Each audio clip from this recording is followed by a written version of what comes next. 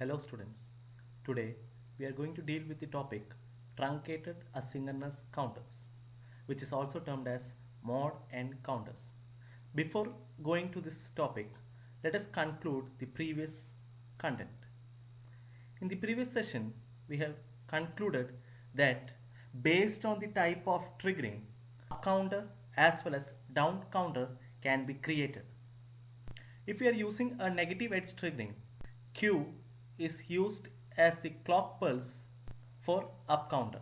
And if the same negative edge triggering is being used, then Q bar will be used as the clock pulse for down counter. If we replace the negative edge triggering with positive edge parameter, then in order to achieve the up counter, Q bar is selected as the clock pulse. In order to achieve down counter using positive edge, Q is selected as the clock pulse. So based on the number of flip-flops, number of states are being decided. And in the case of asynchronous counter, if there are two flip-flops, it will have a fixed full module of 4 states. Similarly, if there are 3 flip-flops, there will be full modules of 8 states. That is, if there are n flip-flops, there will be 2 raised to n full state modules. So in this case of mod n counters, it is actually a modification in the full state module asynchronous counter. In the case of mod n counters, the value n represents the output states. Basically, if you are using a 2 flip-flop, there will be 4 number of output states, which is also can be named as mod 4 asynchronous counter. And if there are 3 flip-flops, then it can be named as mod 8 asynchronous counter.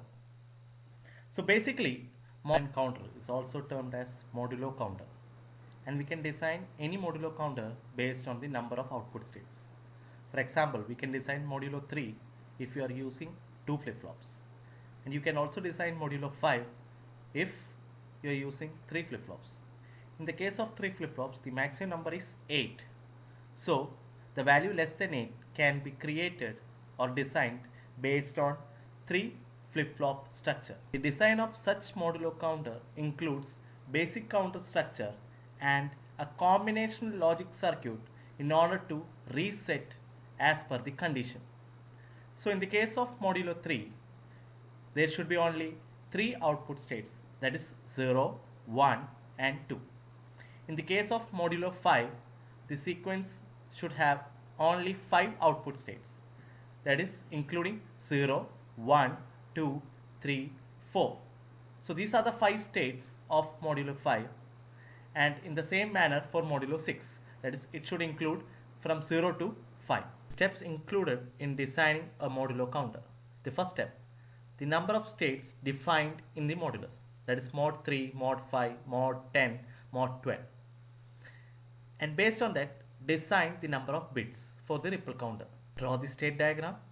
Thereafter, find the condition for reset logic. It might require a K-map simplification also. And based on that, draw the final step logic diagram. Let's take 2 examples.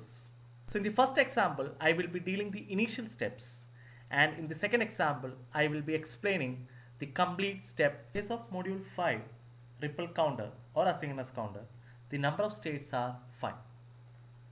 So the states will start from 0, 1, 2, 3 and 4. So based on this, we can decide the number of bits.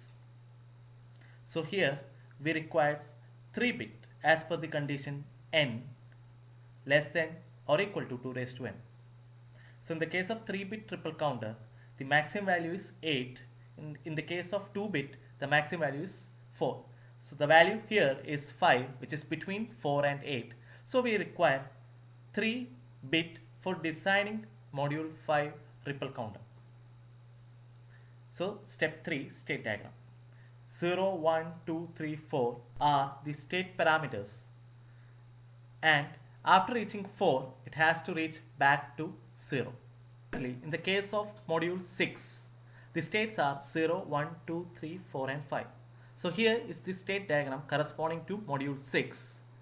and based on these parameters we can draw the table of mod 6, which contains 3-bit Q2, Q1, Q0. Basically a 3-bit asynchronous counter will have 8 states, that is 0 to 7. But in this case of mod 6, the states are limited to 6. In the case of mod 6, the output 0 to 5 is only defined in the state diagram. Therefore, the output corresponding to 6 and 7 should be 0.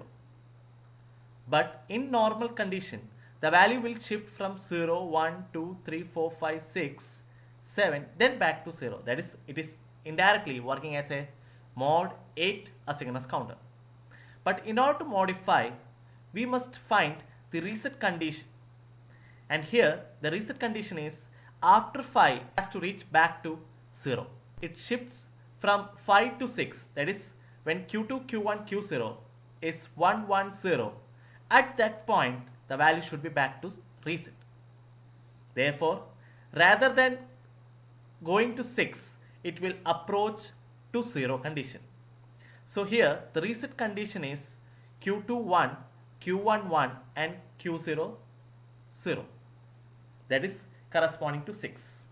So in the case of mod 6, the reset condition is the value 6 and the states are 0 to 5. Based on this output, we can also draw the K-map and find the reset condition. So drawing the K-map, we can see the outputs are initially all 1s and the last two cases 6 and 7 are 0, 0. And based on that mapping, we are getting an output as Z is equal to Q1 bar plus Q2 bar. It can also be written as the NAND operation of Q1 and Q2. We can also find the condition of reset based on the table itself. If we look up the table, the value of 6, 1, 1, 0, which is reset condition, at that point the Q2, Q1 are 1 for the first time. So if we are designing a circuit such that Q2 and Q1 are the inputs in the NAND gate, then the output will be 0 only when it reaches 6. We can also replace the NAND gate with the logic AND if reset condition is active high logic. So in that case of active high logic, the Q2 and Q1 is provided to an AND gate such that it provides an output 1 at the condition of 6, which clears the flip-flop. This figures works in the condition of active low. Therefore, we have used a NAND gate which is having an input of Q2 and Q1. So when the value of Q2 and Q1 becomes 1, the reset condition is activated and all the flip-flops are cleared, that is, it is reaching to the initial condition 0, 0, 0. And if we are replacing this NAND gate with an AND gate, then the clear command will be active high command. That is, when the value of Q2 and Q1 becomes 1, the output of AND will become 1 and which will clear all the flip-flops. Here it is active low clear command figure.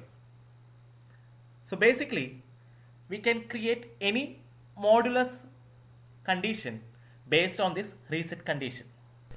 There are 4 bits, then it can go up to mod 16. So based on that, you can also design a mod 12 asynchronous counter and a decade counter.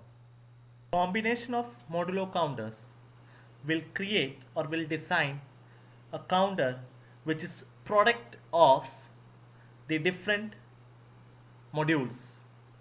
For example, if mod 2 and mod 4 are combined together, we will be having an output corresponding to a mod 8 asynchronous counter. Hope you understood this session.